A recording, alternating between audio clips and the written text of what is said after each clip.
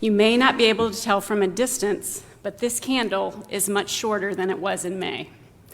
Since then, it has burned many hours as a symbol of God's presence as the call committee has worked through interviewing candidates and discerning whom God intends to be the next senior pastor at Grace. The first thing I would like to say to every single member of the Grace community is a huge thank you. The reason this candle has shrunk significantly over the last couple months is because of the vast interest being shown towards becoming possibly the next senior pastor at Grace.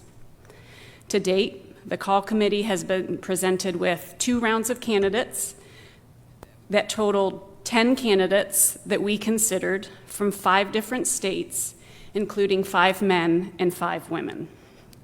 They were all interested in becoming Grace's next senior pastor based on what they know or have read about Grace. This wouldn't have been possible if Grace's congregation didn't have a reputation for being very welcoming, caring, and generous. Again, thank you all.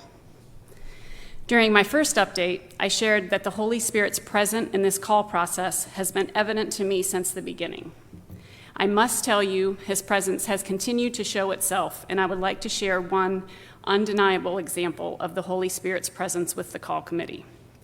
If you know anything about the members of the call committee, myself, Heather, Joan, Chris, Chuck, and Hal, you know we are all very different people with different backgrounds and different phases of our life from all over the country. And that can commonly result in differing opinions, right? Throughout this process, without fail, when the time has come for us to decide whether or not we want to move on with discussions with the candidate, our decisions have always been unanimous. And I don't mean that we have come to a unanimous decision following discussion and compromise. I literally mean that when given time to prayerfully consider candidates, our initial votes have always resulted in a unanimous decision, whether it was a decision to continue discussions or to not continue discussions. Now, I know that God has done some pretty big miracles, such as parting the Red Sea and raising the dead, but I'm here to tell you. Unfailing unanimous votes from the Grace Call Committee ranks right up there. But in all seriousness, from the beginning of this process, I have prayed that God simply makes our decisions clear, and I cannot think of a more complete answer to my prayer.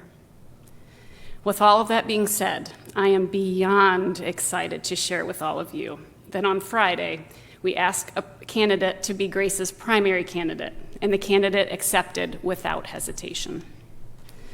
Being in agreement with a primary candidate means the candidate won't consider any other calls, and Grace won't consider any other candidates while we continue to work through the call process. It's been explained to me as being engaged, if that gives you any idea. We're not married yet, but we're engaged. Every member of the Grace Call Committee feels that this candidate is a wonderful fit for Grace, and we are excited to present the candidate to council for approval before a subsequent presentation to the congregation for a vote. The call committee has been moved and absolutely inspired by the continued support, prayers, and patience of the congregation as we work through this process. Now it's time to turn our focus and prayers to council, our primary candidate, and the entire congregation as we all work together to open our hearts to consider if this candidate is who God intends to be the next senior pastor at Grace. Thank you.